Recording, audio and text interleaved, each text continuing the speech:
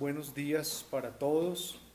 Damos muchas gracias al Señor que nos permite sacar este tiempo para continuar con el estudio que hemos venido en la carta la primera carta a los Corintios, perdón. Y con la ayuda de Dios vamos a culminar hoy el capítulo 13 en la primera carta a los Corintios. Así que voy a pedirles el favor que vayamos en nuestras Biblias a la primera carta a los Corintios, capítulo 13. Y vamos a estar en la última parte de este capítulo. Primera de Corintios, capítulo 13.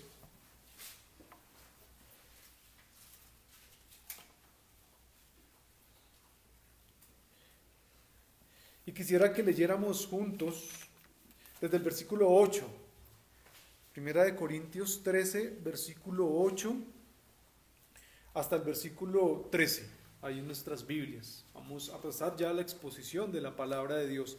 Dice así la palabra de Dios: el amor que nunca deja de ser, pero las profecías se acabarán y cesarán las lenguas y la ciencia acabará, porque en parte conocemos y en parte profetizamos, mas cuando venga lo perfecto, entonces lo que es en parte se acabará.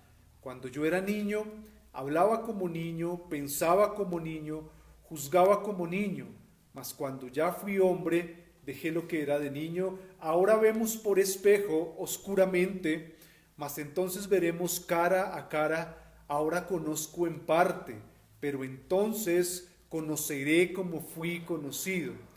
Y ahora permanecen la fe, la esperanza y el amor. Estos tres, pero el mayor de ellos es el amor. Amén. Bien, hemos visto cómo el apóstol Pablo exhorta a la iglesia, anima a la iglesia, a los corintios, para que ellos puedan entender por qué es importante el amor, pero también nos dio un listado de 15 formas en las cuales se ve el amor. 15 cualidades o 15 distintivos en cuanto al tema del amor, y es el famoso capítulo 13 que nos habla del amor, la preeminencia del amor. Ahora bien, hemos estado meditando, hicimos 3 sermones para explicar 4 versículos y nos enfocamos en estos versículos, pero yo quiero que no dejemos de ver la línea de pensamiento en la cual viene el apóstol Pablo en el capítulo 12 y en el capítulo 13 de Corintios. Decía un predicador, muchas veces perdemos el panorama de todo el bosque por enfocarnos solo en un árbol, y a veces nos puede pasar eso. Hemos estado enfocados en 2, 3 versículos, pero no podemos perder todo lo que nosotros vemos en ese bosque, por decirlo así. Y es que el capítulo 12, 13 y 14, no se nos puede olvidar que el apóstol Pablo viene hablando acerca de la importancia de los dones que conocemos como esos dones espirituales. Viene hablando también acerca de cómo esos dones son dados a los miembros de la iglesia para la edificación de la iglesia, pero había un problema con la iglesia de Corinto. ¿Cuál era el problema? Que ellos, aunque estaban muy dotados, no se estaban amando entre ellos. No había un amor genuino al interior de la iglesia. Así que entonces el apóstol Pablo habla acerca de los dones. El capítulo 14 va a seguir hablando acerca de los dones, específicamente acerca del don de lenguas, pero en la mitad de esos 2 capítulos está el capítulo 13 acerca del amor. Así que yo quiero entonces que revisemos ese panorama, volvamos a revisar el bosque completo, la unidad de pensamiento que trae el apóstol Pablo allí, para entonces pasar a la última parte del capítulo 13. Pablo, en esta porción de la escritura, está atacando un problema específico. El apóstol Pablo escribe a los hermanos de la iglesia de Corinto porque había un problema, podríamos resumirlo así, y en eso coinciden la mayoría de comentaristas. Había un problema de egocentrismo al interior de la iglesia. Los corintios estaban llenos de ellos mismos, no de Dios. Pero este problema de egocentrismo estaba desembocando, podríamos decir, en un problema peor. Y era un problema en cuanto a la división que se estaba presentando al interior de la iglesia. Usted recordará el primer capítulo de 1 Corintios. Pablo dice: ustedes, ¿por qué están divididos? He escuchado que están divididos. Algunos dicen que son de Pablo, otros dicen que son de Cefas, otros dicen que son de Apolos, otros dicen que son de Cristo. Este problema de egocentrismo al interior de la iglesia estaba desembocando en un problema peor. La iglesia se estaba dividiendo, la iglesia se estaba fragmentando. Así que Pablo llama la atención de la iglesia sobre este tema de la división, y en el capítulo 2 específicamente habla acerca de los dones. Ustedes están usando los dones para pasar por encima de otras personas. Ustedes incluso están menospreciando o, veíamos en el capítulo 12, envidiando lo que las otras personas tienen. Ustedes no están valorando lo que Dios les ha dado. Estos dones habían sido dados a los creyentes, dice el apóstol Pablo, porque Dios se los dio. Es Dios el que da los dones a la iglesia, a las personas, y Él los da a quien Él quiere y como Él quiere hacerlo. Él es soberano para capacitar a su iglesia y darle los dones a las personas a quien Él quiere y como Él quiere hacerlo. Así que unos les va muy bien aconsejando, a otros les tendrán un enorme don para consolar y animar a otros, otros tendrán un enorme don para servir al interior de la iglesia. Dios es el que ha dado esos dones para edificación de la iglesia. Así que los corintios no deberían envidiar los dones de otros. Si a él le va bien en esto, gloria a Dios, hace parte del cuerpo, pero tampoco deberían menospreciar a aquellos que tal vez no sean muy visibles en la iglesia, pero que Dios los usa de una manera especial también. Y esto estaba pasando al interior. Ahora bien, Pablo aclara el tema de los dones, anima a la iglesia para que pongan sus dones al servicio de esa comunidad.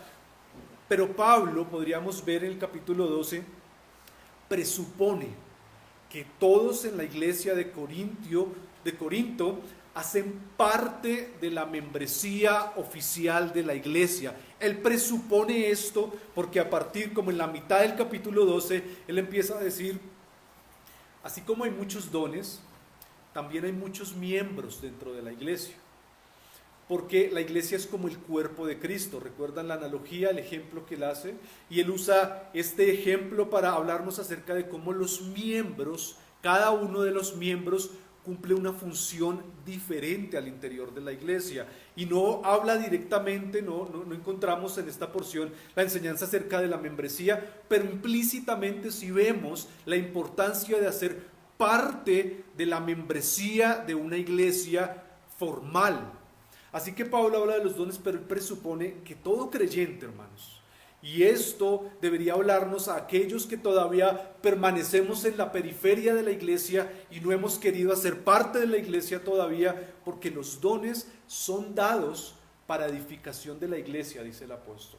No para servir en nuestra comunidad, no para ser parte de ciertas ONGs y nosotros podamos servir. El creyente principalmente pone sus dones al servicio de la iglesia.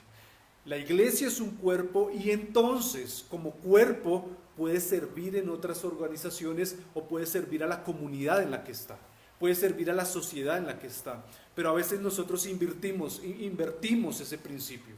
Queremos ir a hacer obra social, queremos poner nuestros dones al servicio de la comunidad, y eso no está mal en sí. Pero el orden bíblico es primero en la iglesia, primero en el cuerpo de Cristo, porque el apóstol aborda este tema como si estuviera presuponiendo, repito, que todos hacen parte de la iglesia, hermanos. Necesitamos ser parte de una iglesia bíblica, formalmente constituida, y allí poner al servicio nuestros dones. Si después podemos ayudar a la sociedad, ayudar a la comunidad, está bien, pero primero es la iglesia, porque es la iglesia como cuerpo que es luz y que es sal. Así que, hermanos, cada miembro debería cumplir su función, no importa de dónde Dios lo haya puesto. A veces queremos lugares donde nos vean, ser visibles, pero no importa donde Dios nos haya puesto, en el lugar donde nosotros estemos, nosotros deberíamos cumplir con nuestra función. Eso es lo que dice Pablo en el capítulo 12 de la primera carta a los Corintios. No importa dónde estemos, nosotros debemos servir conforme a lo que Dios nos ha dado y no deberíamos, repito, anhelar los dones de otros hermanos o envidiarlos. La iglesia debería funcionar en amor, dice el apóstol, como un cuerpo. Son muchos miembros, pero ustedes deberían funcionar en amor como un cuerpo. Mire lo que dice ahí en nuestras Biblias, en 1 Corintios, ahí 12, el versículo 26. ¿Por qué en amor y cómo se empieza a reflejar ese amor? Ahí mismo, 12:26. De manera que si un miembro padece, todos los miembros que se duelen con él. Y si un miembro recibe honra, todos los miembros con él se gozan. Hermanos, cada vez que nosotros nos reunimos como iglesia, ¿saben qué está pasando cada vez que nosotros nos reunimos como iglesia? Nosotros nos estamos exponiendo a un medio de gracia para trabajar en nuestro egocentrismo. Cada vez que venimos a la iglesia y nos relacionamos con el cuerpo de Cristo, ese es un medio de gracia que Dios usa para trabajar en nuestros egos, para trabajar en nuestro orgullo. Por eso Pablo le habla a la iglesia y le dice, pónganse tristes, compadézcanse del que está mal, pero alégrense con el que está bien. ¿En qué contexto? En el contexto de la iglesia. Esto debería pasar cada vez que nosotros nos reunimos como iglesia. La importancia del amor al interior de la iglesia en cuanto al servicio y en cuanto a ejercer nuestros dones es fundamental. Por eso Pablo, cuando habla de los dones y anima a la iglesia, los organiza, podríamos decir, a la iglesia para que ejerciten bien sus dones, les dice, la esencia de poder servir o de hacer iglesia es el amor. Y veíamos cómo definimos ese amor como ese amor ágape, ese amor sacrificial. Es un amor sacrificial y es un amor que es más puro, un amor más honesto, es un amor desinteresado, podríamos decir que es un amor santo, ese amor ágape. Y es el amor con el cual Cristo, podríamos decir, a nosotros nos ha amado. Un amor sufrido, un amor que es benigno, un amor que no es egoísta, un amor que no busca lo suyo propio. Estas descripciones del amor, si usted lo piensa bien y usted ha meditado en lo que estudiamos los sermones atrás, estas descripciones del amor, hermanos, casi siempre nos traen problemas. Porque esa clase de amor me lleva a mí como a sufrir, a esperar. Me lleva a mí a mortificar ese orgullo, ese ego. Entonces esa clase de amor nos puede traer problemas. Porque esta clase de amor, hermanos, debería a nosotros gobernarnos en todos los contextos, pero principalmente la iglesia. Pablo le está hablando allí a la iglesia. Quisiera que me acompañaran en sus Biblias al libro de Hebreos, por favor, sin perder 1 Corintios. Más adelante, el libro de Hebreos, capítulo 10, para que juntos lo leamos. Hebreos, está allí más adelante, capítulo 10, versículo 23. Hebreos, capítulo 10, versículo 23. Hablando acerca de ese amor y de cómo se refleja ese amor cuando nos congregamos, el autor de la carta a los Hebreos dice en el capítulo 10, versículo 23, mantengámonos firmes y sin fluctuar la profesión de nuestra esperanza, porque fiel es el que prometió. Y considerémonos, mire lo que dice, unos a otros para estimularnos, para animarnos. ¿A qué? Al amor y a las buenas obras, no dejando de congregarnos como algunos tienen por costumbre, sino exhortándonos, y tanto más cuando veis que aquel día se acerca. Hermanos, el autor en la carta a los Hebreos nos dice, estimulémonos al amor, estimulémonos a lo que Pablo habla en 1 Corintios 13, al amor, estimulémonos. Pero esto que dice en Hebreos capítulo 10, versículo 23, y esto es supremamente importante para esta época en la que nosotros estamos, no se puede cumplir lo que dice Hebreos y lo que dice muchas partes de la Biblia viendo los sermones por internet. No vamos a poder poner en práctica ese amor sacrificial con el cual yo debo amar a mi iglesia, con el cual yo debo amar a las personas viendo los sermones por internet. Este amor se debe reflejar cuando la iglesia se congrega, dice Pablo. Por eso dice, no se dejen de congregar. Y cuando se congregan, estimúlense a las buenas obras, al amor. Sean pacientes, considérense los unos con los otros. Así que es imposible cumplir lo que dice 1 Corintios 13, repito, viendo los sermones desde nuestra casa. Por eso es lamentable que la iglesia no se pueda reunir. Por eso nosotros debemos seguir orando y procurar pronto volvernos a reunir. Porque este 1 Corintios difícilmente lo vamos a cumplir desde el sofá o desde una silla de nuestra casa. Es cuando se reúnen, cuando la iglesia está congregada, que empieza esa manifestación de amor. ¿Debería estar en otras áreas de nuestra vida? Claro que sí. Pero empieza, según lo que nosotros vemos en 1 Corintios 12, 13, en la iglesia. Por eso dice, no se dejen congregar, no se dejen de congregar, no se dejen de congregar.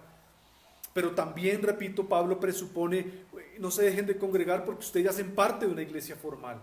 No siguen en la periferia, sin comprometerse con la iglesia. No, ustedes están comprometidos, están poniendo al servicio de la iglesia los dones, entonces háganlo en amor. Eso es lo que nos viene diciendo el apóstol Pablo. Esta iglesia estaba viviendo en desorden y estaba perdiendo la esencia de la naturaleza como iglesia porque les faltaba amor. Así que si somos creyentes y somos reargüidos por esto que Pablo está hablando aquí en el capítulo 12, en el capítulo 13, deberíamos entonces esforzarnos por crecer en estas virtudes del amor. Deberíamos nosotros esforzarnos. Nosotros muchas veces estamos tan centrados en nosotros mismos, en mi trabajo, en mi tiempo de descanso, en mi entretenimiento, que no amamos como deberíamos amar. Pero Pablo dice, ese verdadero amor, y esa palabra es ese amor ágape, y lo vimos como la definición que dábamos, es un acto determinado de la voluntad para amar. O sea, yo me determino, no es que sienta amar, no. Yo me determino como un acto de mi voluntad amar. Amar a las personas con las cuales Dios me ha traído, amar a mi familia, amar a las personas con las cuales yo me relaciono. Porque nosotros vemos que Pablo no se esforzó en definir qué es el amor. Usted puede leer 1 Corintios 13 y usted se da cuenta que Pablo no se esforzó en definir qué es el amor. No vemos la definición del amor como un concepto. No lo vemos como un concepto. Vemos la definición del amor como ¿qué? Como una serie de verbos, podríamos decir, y como una serie de acciones de cómo se ve y de cómo no se ve el amor.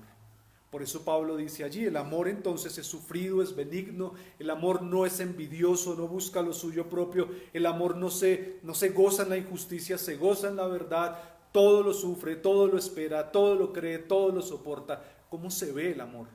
¿Y cómo no se ve el amor? No hay una definición conceptual, podríamos decir. Así que Pablo les dice, todos estos dones de los cuales ustedes han sido capacitados, son temporales, ahora les dice, y lo único que va a durar y lo único que realmente va a permanecer, dice el apóstol Pablo, es el amor. Hermanos, hay iglesias que son fuertes en algunas cosas y débiles en otras. Nosotros como iglesia bíblica, Gracia y Fe, podríamos tener algunas fortalezas como iglesia, pero si no hay amor, dice Pablo, de nada sirve. Terminaríamos siendo, como dice en el versículo 1, como metal que resuena o como címbalo que retiñe. Haríamos un ruido feo, no lo estaríamos haciendo de la manera correcta. Así que hoy, y me extendí un poco en la introducción, vamos a hablar acerca de cómo el amor nunca deja de ser. Hasta ahora estamos no, mentiras. cómo el amor nunca deja de ser. Y vamos a ver de una manera breve, porque quería ponerlo en ese contexto, en esa unidad de pensamiento en la que vamos, cómo el amor nunca deja de ser. Y vamos a considerar solo 3 cosas.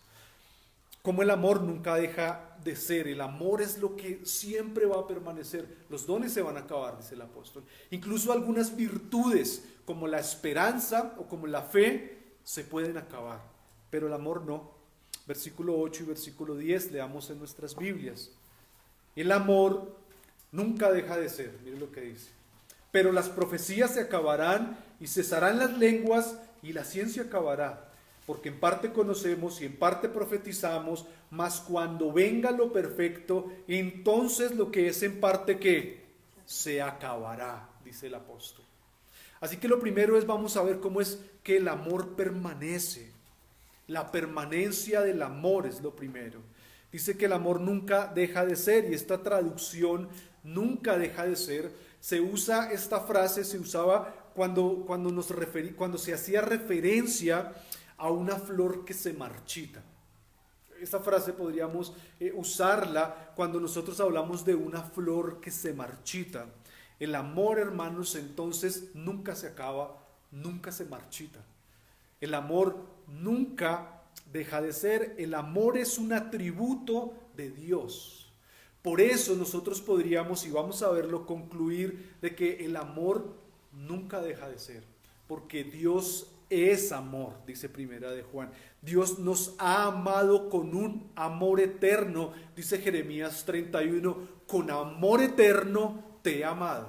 O sea, el amor de Dios siempre ha existido, existe y siempre existirá. El amor es eterno. El amor es un atributo y ese amor entra en la categoría de los atributos comunicables. Por eso usted y yo tenemos la capacidad de amar. Dice en Primera de Juan 4, amados, amémonos unos a otros, porque el amor es de Dios, dice Juan. Todo aquel que ama es nacido de Dios y conoce a Dios. El que no ama no ha conocido a Dios. ¿Por qué? Dice Juan, porque Dios es amor. Aquel que no puede amar, aquel que no ama a la iglesia, aquel que no puede amar a su hermano en la iglesia, soportarlo, amarlo, tenerle paciencia, dice el apóstol Juan, esa persona pareciera que no ha conocido a Dios. ¿Por qué no ha conocido a Dios? Porque Dios es amor. Y el apóstol Pablo en 1 Corintios entonces nos habla de 3 dones, él menciona 3 dones para explicarnos que el amor nunca deja de ser. ¿Cuáles son los 3 dones de los que habla el versículo 8? Él dice, las profecías se acabarán, cesarán las lenguas y la ciencia se acabará, el conocimiento se acabará. Recordemos que algunos de estos dones eran temporales, necesarios para la fundación de la iglesia, otros permanecen, pero aquí el tema no es si los dones cesan o no cesan. A veces hemos tomado este versículo y lo hemos sacado del contexto en el que viene hablando el apóstol Pablo. El apóstol no usa estos versículos y no quiere dar argumento en cuanto a si los dones cesan o no cesan. El apóstol viene hablando acerca del amor. Y viene hablando acerca del orden que debería tener la iglesia en cuanto a ejercer esos dones. Así que unos dones se acabarán, dice el apóstol, pero el amor es eterno. Los dones son temporales, las profecías son temporales, su carácter es pasajero, se acabará, se puede traducir como dejará de ser productivo en algún momento la profecía. Ya no necesitaremos la palabra profética más perfecta que tenemos nosotros en las Escrituras. Ya no estaremos mirando a ver cuándo se van a cumplir las profecías de Mateo 24, de Apocalipsis. Las profecías, dice el apóstol Juan, son Pablo, son de carácter pasajero, se acabarán. El conocimiento que nosotros tenemos es parcial, dice Pablo. Tenemos un conocimiento parcial. Así que Pablo lo que nos está hablando no es de cuáles son los dones que van a cesar. Pablo lo que nos está hablando es acerca de la temporalidad de los dones y de la permanencia del amor. Eso es lo que viene hablando el apóstol. Pablo les enseña a los corintios que esos dones que ellos tanto anhelaban, habían unos dones que ellos querían tener más porque eran como dones llamativos. Dentro de esos dones estaba el don de lenguas. Y Pablo les dice, esos dones que ustedes tanto anhelan y admiran, hermanos, son pasajeros. Son pasajeros. Pero eso que ustedes tanto desprecian es más importante y nunca se acabará: el amor. Eso que ustedes no le dan tanta importancia nunca se va a acabar. Así que nosotros deberíamos anhelar servir, anhelar tener unos dones, poder ser útiles en la obra de Dios, poder ser útiles en esta vida, pero sin olvidarnos que eso es pasajero, pero lo que permanece para siempre es el amor. Entonces en el versículo 9 dice el apóstol, porque en parte conocemos y en parte profetizamos. Versículo 10, pero cuando venga lo perfecto, entonces ¿qué? Lo que es en parte se acabará. Los dones son parcialmente dados, pero cuando venga lo perfecto, entonces se acabará. Y este es un texto el cual ha dado mucho de qué hablar. ¿Qué es lo perfecto? Pablo dice allí, cuando venga lo perfecto, se van a acabar esos dones, se van a marchitar esos dones, pero el amor no. ¿Qué es eso de cuando venga lo perfecto? Algunos han dicho que cuando venga lo perfecto es el cierre del canon, la Biblia se completó, la Biblia es una palabra veraz, inerrante, inspirada, es un libro perfecto, inspirado por Dios. Entonces cuando venga la Biblia, se complete el canon, eso perfecto, ya se completó, ya vino, entonces nosotros, los dones cesarán, estos dones cesarán. Algunos han dicho que lo perfecto es cuando venga Cristo. Y otros han dicho que lo perfecto es cuando estemos en la eternidad. Por los dos versículos que siguen, y hay hermanos queridos con nuestras propias convicciones que difieren de este punto, pero yo creo que cuando habla acerca de que viene lo perfecto, es que cuando venga lo perfecto es cuando estemos nosotros en el estado eterno de gloria. Cuando nosotros estemos en el estado eterno de gloria, nosotros entonces ya no va a ser necesarias las profecías, ya no van a ser necesarias adquirir ese don de ciencia y mucho menos las lenguas. Los dones son parciales, pero el amor es temporal. Si decimos que Cristo es cuando venga lo perfecto, generalmente cuando se habla de Cristo no se refiere a Cristo como una persona. Entonces debería decir cuando venga el perfecto. Y si hablamos del canon, los dos versículos que vienen adelante tendríamos que forzarlos un poco a mi consideración. Y vamos a ver ahorita por qué. Así que no importa, hermanos, lo bueno que seamos en algo, lo dotados que seamos en algo. No son importantes estas habilidades si nosotros realmente no amamos con ese amor ágape. El énfasis principal es que el amor tiene un carácter superior, es lo que viene hablando el apóstol. Es un carácter superior. Eso que ustedes anhelan, repito, se va a acabar. Así que lo primero es que el apóstol dice, el amor permanece para siempre. Ese amor permanece. Y cuando venga lo perfecto, cuando estemos en ese estado de gloria, en ese estado de gloria eterno juntamente con Cristo, entonces estos dones ya no se van a necesitar. Pero el amor sí va a seguir aún en ese estado de gloria. Aún en ese estado eterno, el amor va a seguir. Y esto nos lleva entonces a nuestro segundo punto, que nos va a ayudar a entender lo que estamos hablando al respecto. Lo segundo es que Pablo habla de nuestra condición esperando que venga lo perfecto. Ya vimos lo primero, Pablo está diciendo el amor es perfecto. Ahora entiendan cuál es su condición ahora, mientras que llega eso perfecto. Versículo 11 y versículo 12 allí en sus Biblias. Cuando yo era niño, dice el apóstol, hablaba como niño, pensaba como niño, juzgaba como niño. Mas cuando yo fui hombre, dejé lo que era de niño. Ahora vemos por espejo, oscuramente. Mas entonces, mire lo que dice, mas cuando venga su perfecto, veremos cara a cara. Ahora conozco en parte, pero entonces conoceré como fui conocido. ¿Qué es lo que hace el apóstol Pablo en el versículo 11 y en el versículo 12? Nos ilustra cuál es nuestra condición actual que nos lleva a esperar eso perfecto que va a venir. Y él dice allí, usa la ilustración de un niño y cómo seríamos como hombres cuando estemos en ese estado, y usa la ilustración también de un espejo, ¿no? Si usted lo ve ahí en su Biblia. El amor permanece, nunca deja de ser, y ahora Pablo usa dos metáforas para explicarnos lo que él viene hablando en el versículo 9, 8, 9 y 10. Él dice allí que nosotros somos en este momento como unos niños, pero cuando estemos en ese estado perfecto tendremos una madurez y un estado de perfección. El niño está generalmente en un estado de inmadurez, y nosotros en esta tierra, por más que nos esforcemos, no vamos a alcanzar.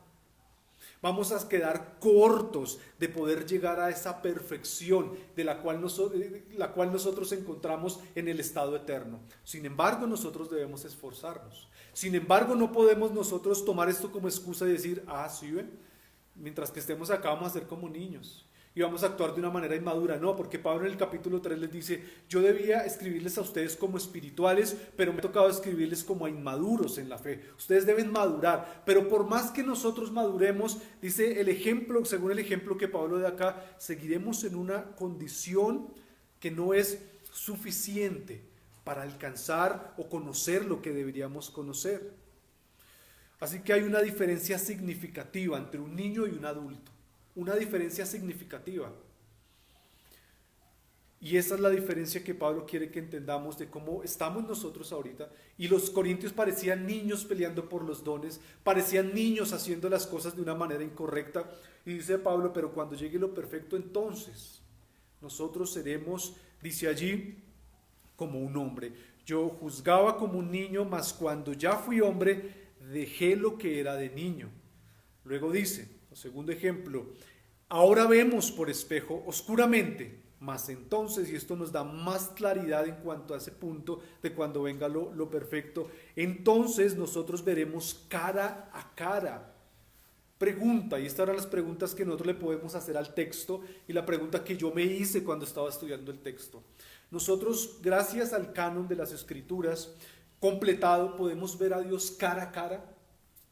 No. El canon está y nos ayuda y nos da mucha luz, pero todavía no podemos ver cara a cara. Nosotros le podemos ver cara a cara cuando estemos en ese estado, en cuerpos glorificados. Dice primera de Juan capítulo 3, versículo 2, si usted lo quiere anotar, por favor, yo lo voy a leer.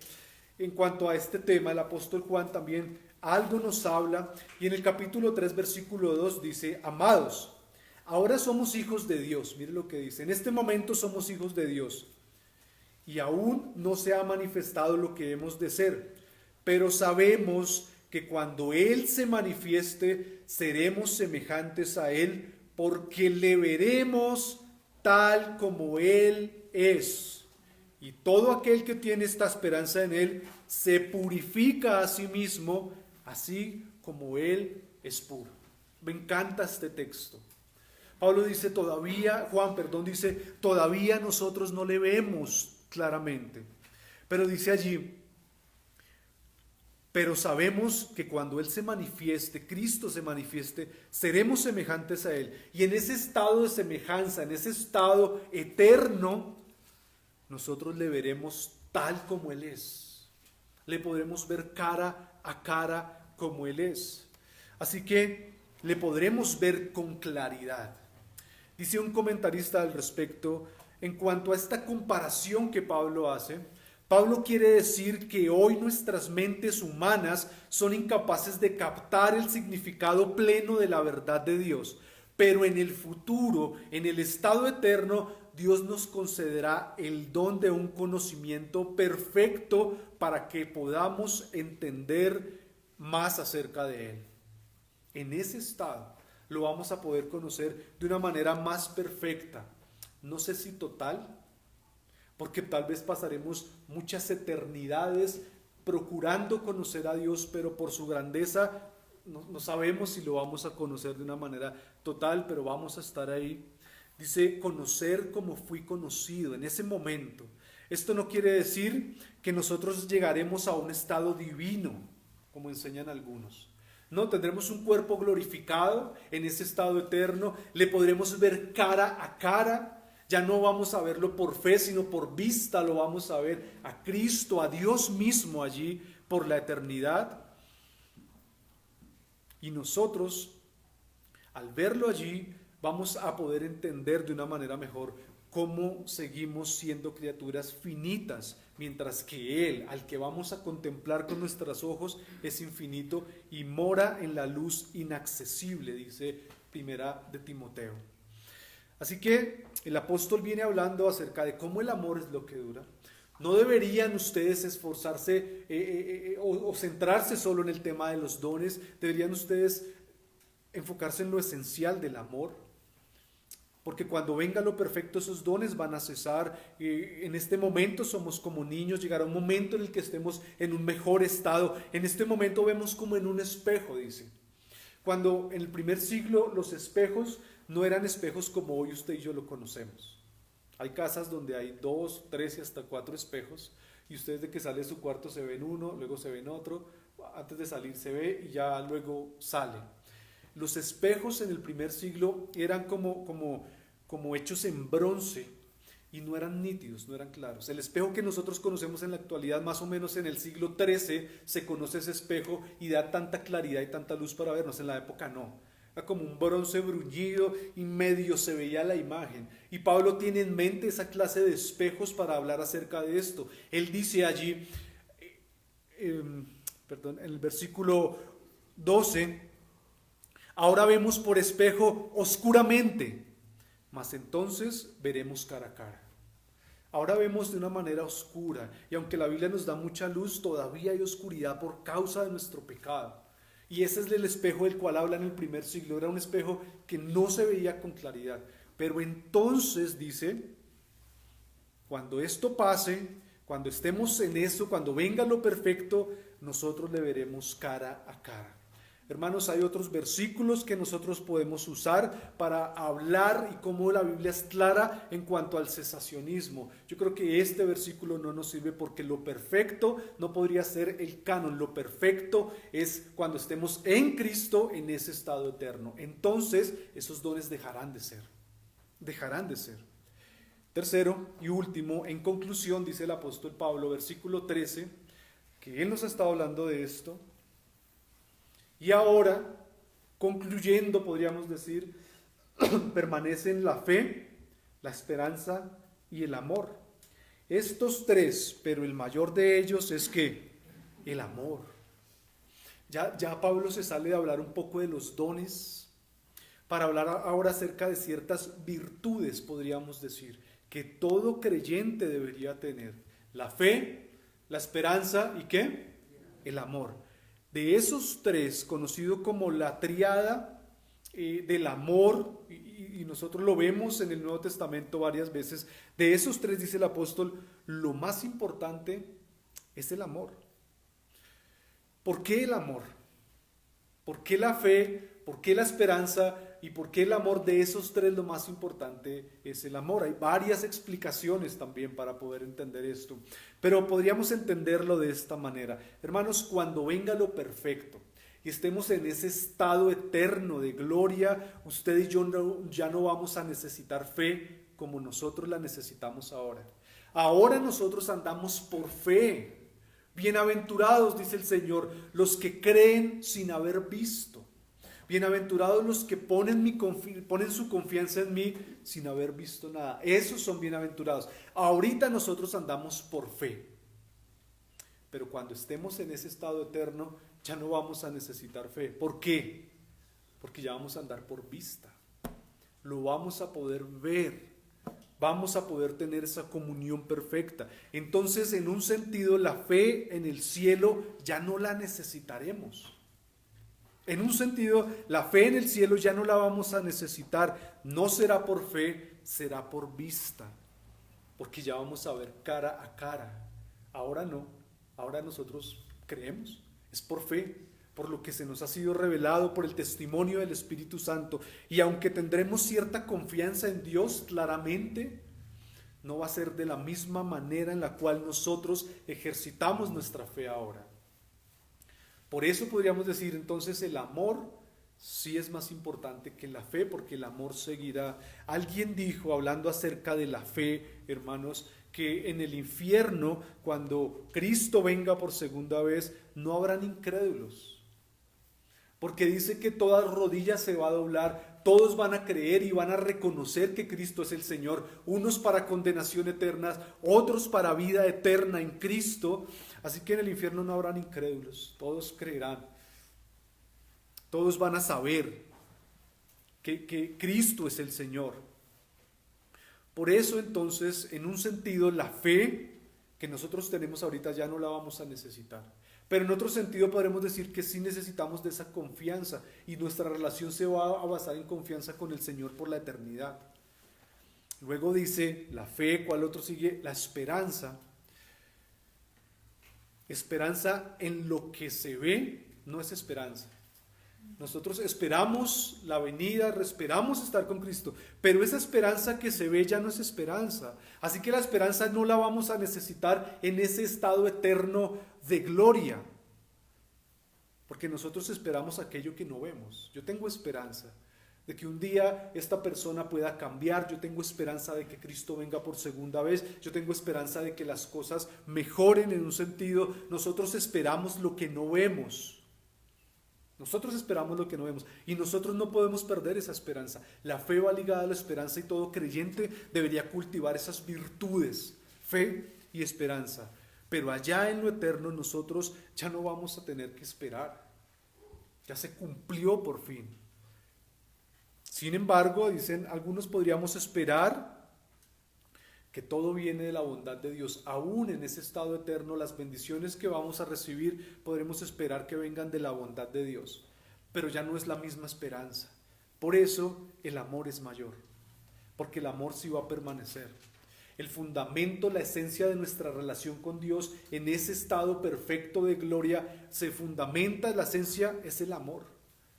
Por eso la fe, la esperanza y el amor son virtudes de todo creyente, pero es más importante el amor. Y podríamos decir que tal vez el apóstol dice esto porque el amor es parte de ese atributo de Dios. Nosotros no estudiamos que Dios tenga fe o tenga esperanza. Dios no tiene fe, no tiene esperanza, pero sí es amor. Por eso la fe, la esperanza y el amor, dice el apóstol, pero de ellos lo más importante es el amor. Ese amor se va a extender por la eternidad. El amor nunca deja de ser. ¿Bien? Así que vemos cómo el apóstol sigue hablando acerca de la importancia del amor, la duración del amor. Y les está dando un mensaje a los corintios. Eso que ustedes anhelan es temporal.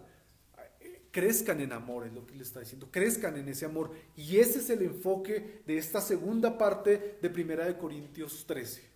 Si eso es el enfoque, entonces, a manera de aplicación, hermanos, a manera de aplicación, recordemos que esta iglesia de Corinto era una iglesia desordenada y una iglesia inmadura. Y nosotros, como iglesia bíblica en pleno siglo XXI, en este tiempo debemos cuidarnos de cometer estos mismos errores.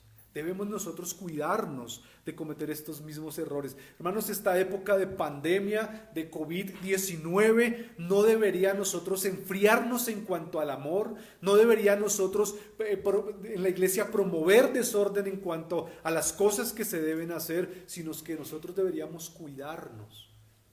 El Señor reprende a la iglesia en el libro de Apocalipsis y les dice: ustedes hacen las cosas tan bien, pero solo tengo una cosa contra ustedes, que han perdido su primer amor. Ustedes han dejado de amar, dice el Señor.